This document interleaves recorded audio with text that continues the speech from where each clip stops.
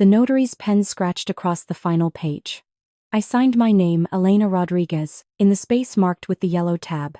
Then I stood up, placed my keys on the mahogany table my mother had refinished 30 years ago, and walked out of my own restaurant. Marcus didn't even look up from his phone.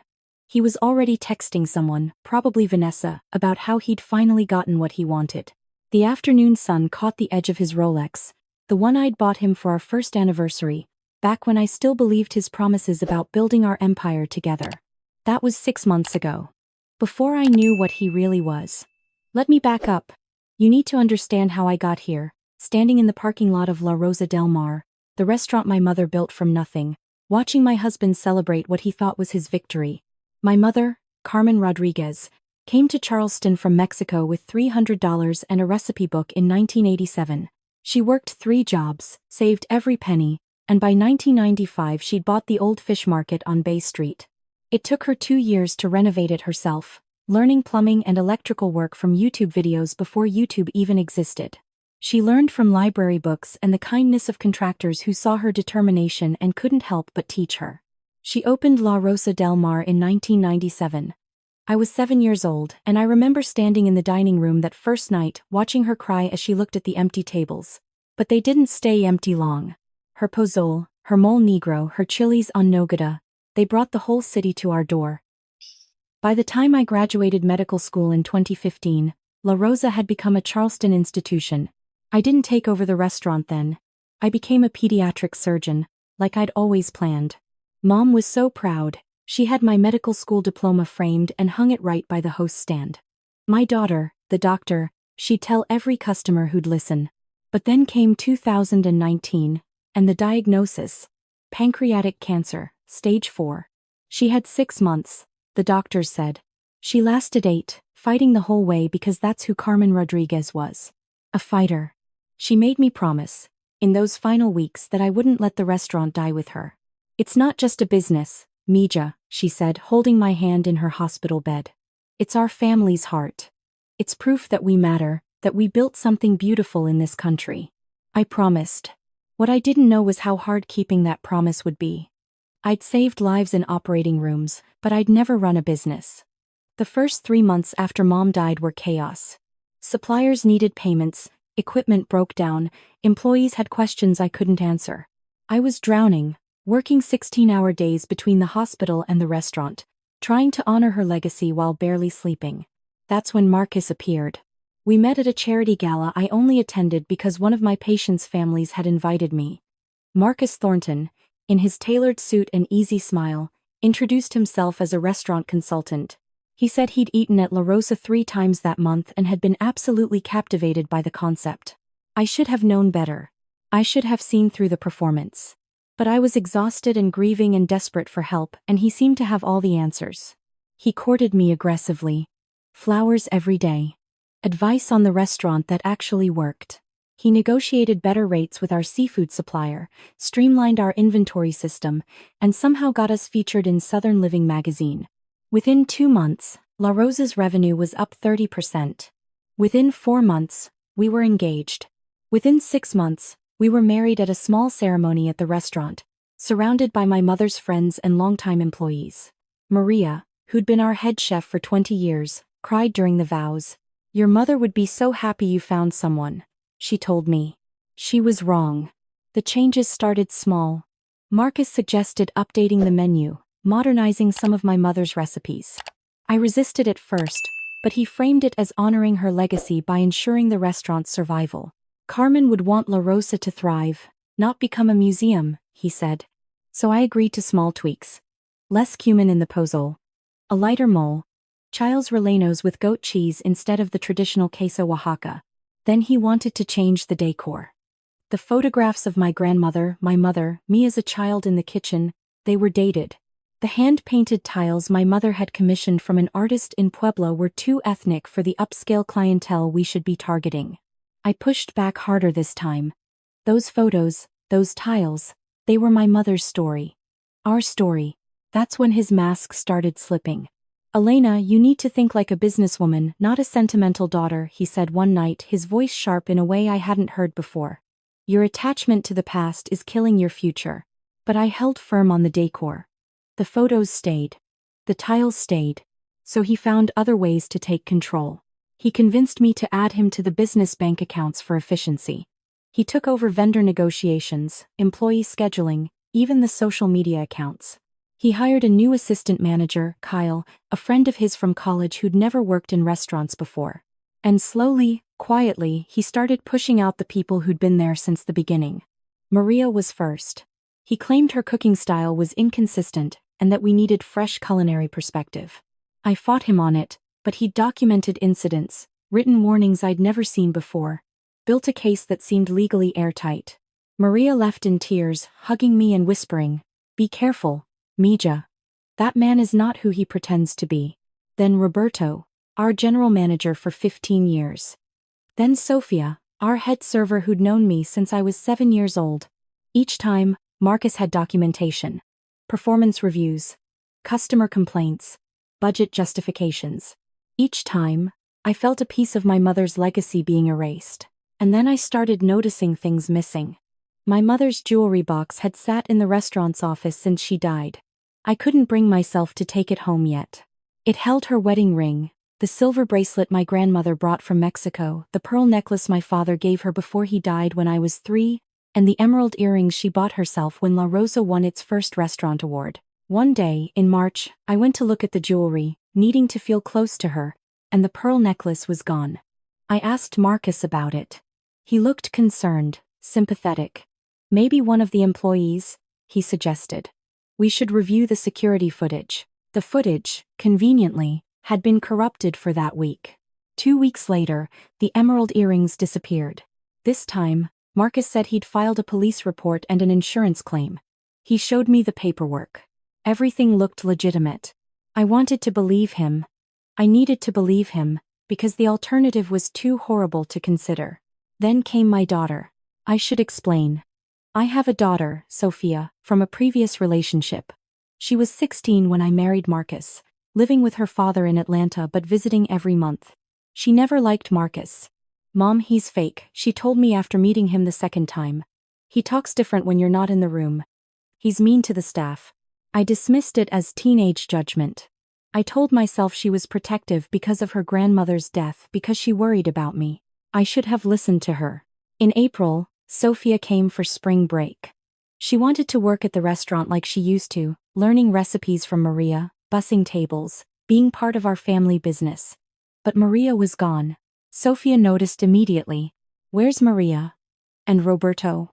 Mom, what's happening here?" I tried to explain the business decisions, the need for change, but even as I said the words, they sounded hollow. Sophia spent that week watching Marcus, really watching him, and on her last night, she asked me to take a walk on the beach. "Mom, I need you to listen to me and not get mad," she started. "I think Marcus is stealing from you." My first instinct was to defend him. But she cut me off. I heard him on the phone in the office. He was talking to someone named Vanessa about selling something. About how once the transfer goes through, we'll have clean access to everything. "Mom," he said, "we." Not I, not us meaning you and him. We meaning him and someone else. The world tilted slightly. "And I saw something else," Sophia continued. "That emerald jewelry you said was stolen? I saw a woman wearing identical earrings in a photo on his Instagram. Her name is Vanessa Thornton. Mom, I think that's his sister." I went home that night and did what I should have done months earlier. I searched Marcus Thornton's background.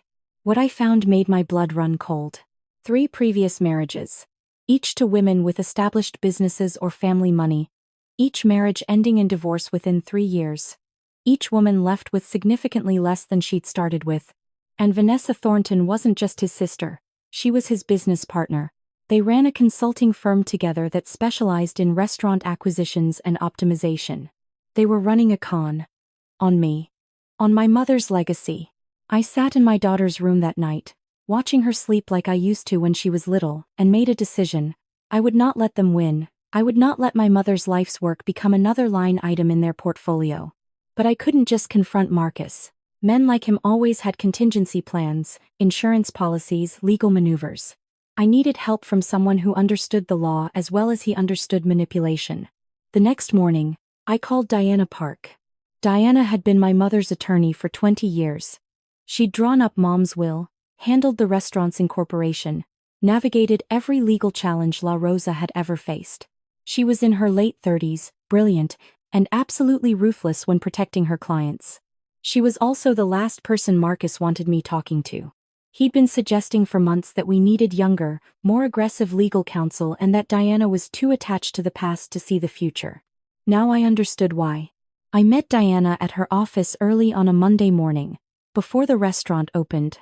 I told her everything. The missing jewelry. The fired employees. Sophia's overheard conversation. The background check I'd run.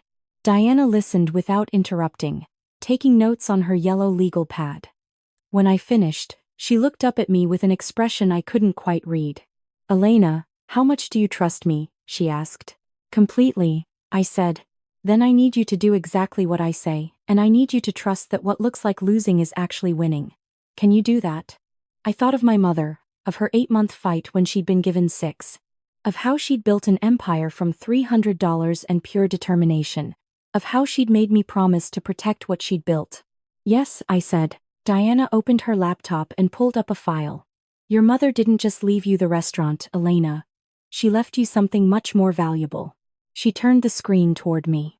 It showed a trust document, dated 3 weeks before my mother died.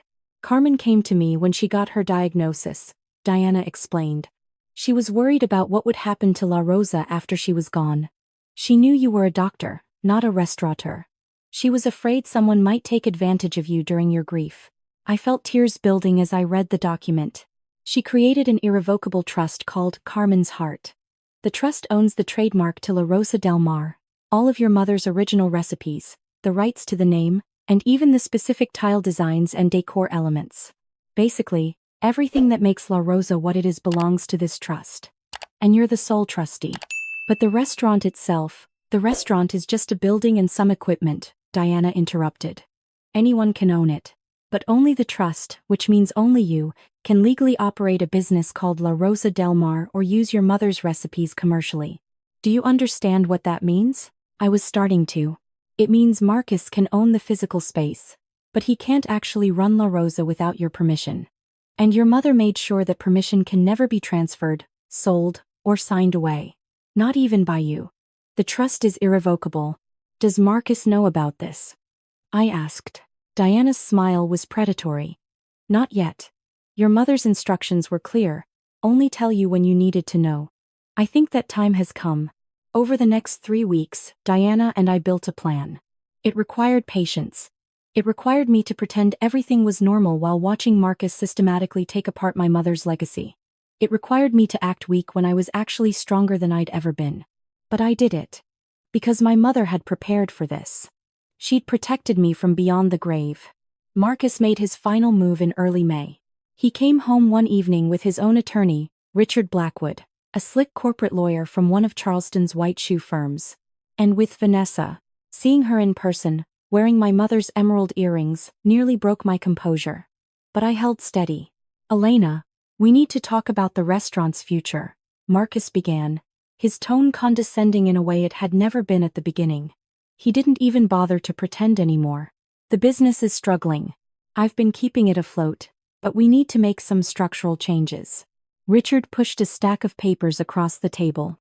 "These documents will transfer the restaurant into an LLC owned by Marcus and his sister, Vanessa. It's the best way to protect the business from your medical practice liabilities and ensure proper management." I looked at the papers. They were beautifully formatted, professionally bound, utterly convincing. "You want me to sign over my mother's restaurant?" I asked quietly. "I want to save it," Marcus corrected. "You're a doctor, Elena. A wonderful doctor. But you're not a businesswoman. These past few months have proven that. Let me and Vanessa do what we do best." Vanessa spoke for the first time, her voice dripping with false sympathy. "We'll keep you involved, of course. You'll be consulted on major decisions. We just need someone with actual restaurant experience in the ownership position." I looked at Richard. "And if I don't sign? Then I'll be forced to document the restaurant's financial mismanagement," Marcus said coldly. "The health code violations I've discovered. The unpaid taxes. The missing inventory. It would be a shame to see La Rosa shut down because of your incompetence, but I'm prepared to do what's necessary. He was threatening me. In my own home, in front of witnesses, he was threatening to destroy my mother's legacy unless I surrendered it to him willingly. I felt the anger rise in my chest, hot and sharp. But I thought of Diana's words. What looks like losing is actually winning. I need my own attorney to review these, I said. Marcus's smile was triumphant. Of course. But Elena, we need your signature by Friday. The insurance claim on the missing jewelry needs a business structure clarification, and we have investors ready to move forward with the expansion plans. Expansion plans I'd never heard about. Investors I'd never met. I called Diana that night. It's time, I said. Friday came.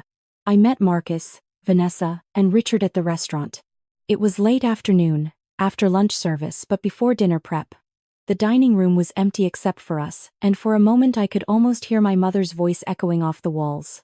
Diana arrived exactly at 3 p.m. She walked in wearing her courtroom suit, carrying her briefcase, and every inch the professional warrior my mother had trusted to protect her daughter. Marcus's smile faltered when he saw her. I thought you were getting your own attorney, he said to me. I did, I replied. 28 years ago.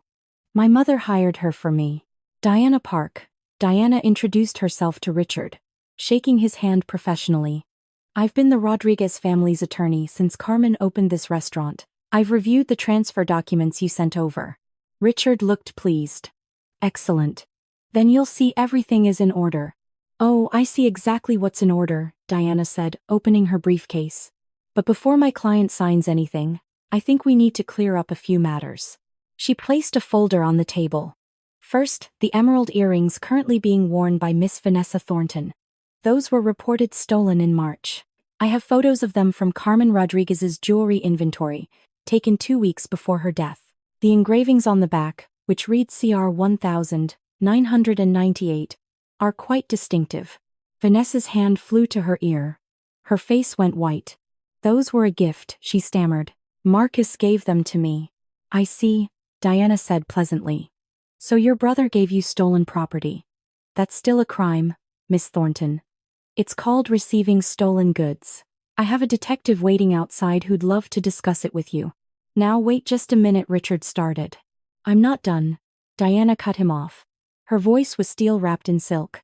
Second, the pearl necklace that went missing in March. It was spotted 3 weeks ago at a pawn shop in Savannah. The pawn shop owner has confirmed via photo that Marcus Thornton is the one who sold it. That's theft and fraud. Marcus stood up. This is ridiculous. I don't have to listen to. Sit down, I said. Something in my voice, something he'd never heard before, made him sit. Third, Diana continued. The transfer documents you've presented are based on a fundamental misunderstanding of what Elena actually owns. The restaurant's physical space, yes, she owns that. But the trademark, the recipes, the name La Rosa del Mar, the tile designs, even the specific decor elements, those are all owned by an irrevocable trust called Carmen's Heart. She placed another document on the table. Elena is the trustee, but she cannot sell, transfer, or sign away the trust's assets. They're protected in perpetuity. So even if she signs your documents and gives you the building, you'll own an empty space that you cannot legally operate as La Rosa del March. You can't use the recipes. You can't use the name. You can't use anything that makes this restaurant what it is. I watched Marcus's face as understanding dawned. Then denial. Then rage. That's impossible, he said. I've reviewed all the documents. I've had Richard review them. Did you review the trust documents? Diana asked Richard pointedly. Because they're public record, filed with the court 3 years ago. Any competent attorney would have found them. Richard was flipping through papers frantically. The color had drained from his face. But I need this, Marcus said, and for a second he sounded almost genuine, almost human.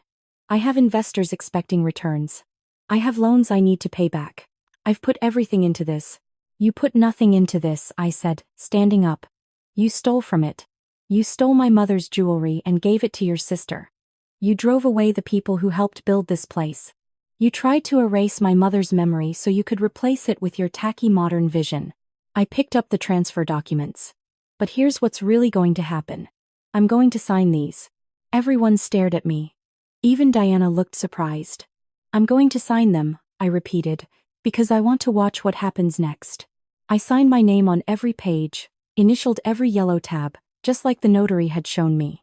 Then I pushed the papers back across the table. Congratulations, I said to Marcus. You now own a building on Bay Street. The lease agreements with the equipment vendors are all in the trust's name, so those won't transfer. The liquor license is attached to the trademark, which is in the trust, so you'll need to apply for a new one. The contracts with our suppliers all require the use of Carmen's original recipes, which you don't have rights to, so those will be cancelled. I stood up and took the keys from my purse. My mother's keychain with the little chili pepper charm she'd bought in Mexico on her last trip home. The trust will be opening a new location next month, I continued. Same recipes, same name, same decor. We've already secured a waterfront property 3 blocks from here. Maria, Roberto, Sophia, and all the other people you pushed out, they're already hired. Our opening is fully booked. I placed the keys on the table, on the same spot where my mother used to sit and do paperwork late at night. Enjoy your empty building, Marcus. Diana had one more thing. Oh, and Detective Morrison would like a word with both of you about the jewelry theft. He's been very patient, waiting outside. Elena, shall we? I walked out with Diana, leaving Marcus and Vanessa with Richard and a very large detective who was reading them their rights. The next morning, Marcus tried to call his credit cards. They'd all been frozen as part of the criminal investigation. He tried to access the restaurant's bank account. Diana had already filed paperwork showing his unauthorized access, and the bank had locked him out pending the investigation. He tried to use his car. It had been leased through the restaurant's business account, which was controlled by the trust. It was repossessed at 6 a.m.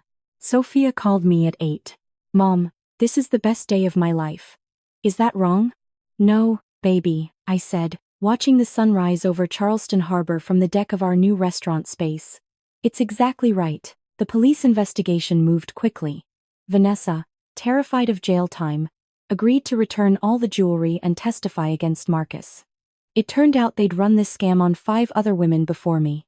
Each time, they'd convinced vulnerable, grief-stricken or overwhelmed women to sign over businesses or assets, then stripped those businesses and sold them. But they'd never encountered Carmen Rodriguez's planning. They'd never faced someone who'd prepared for wolves even from beyond the grave. In the end, Marcus was charged with theft, fraud, and receiving stolen goods. Richard Blackwood faced ethics violations for not doing proper due diligence. Vanessa got probation in exchange for her testimony and the return of every piece of jewelry. And me? I stood in my mother's office at our new location, holding her pearl necklace, her emerald earrings, her silver bracelet. The detective had returned them that morning, each piece carefully bagged and logged and finally coming home. I put on the pearl necklace and looked in the mirror. I could almost hear my mother's voice. I told you, Mija. Always protect what matters. La Rosa Del Mar reopened on June 15th, exactly 22 years after my mother's original opening day. Maria was back in the kitchen, making pozole from Carmen's exact recipe. Roberto was managing the front of house like he'd never left. Sophia was there too, having decided to take a gap year before college to learn the business that was her birthright. We hung all my mother's photographs in the new space. The hand-painted tiles from Puebla II. Diana had made sure those were explicitly included in the trust documents. We even used the same tables and chairs, which legally belonged to the trust, not the building. On opening night, we were packed. Every table full. A line out the door. And in the old building 3 blocks away. Marcus tried to open a restaurant called Thornton's Modern Coastal Cuisine. He lasted 6 weeks before closing due to lack of business and mounting legal fees. I heard he's working as a server at a chain restaurant in Colombia now. His sister moved to Florida. I don't think about them much anymore. Instead, I think about my mother, about her wisdom in protecting me when I was too trusting to protect myself. I think about Sophia, learning to make mole negro in the same kitchen where I learned from my grandmother.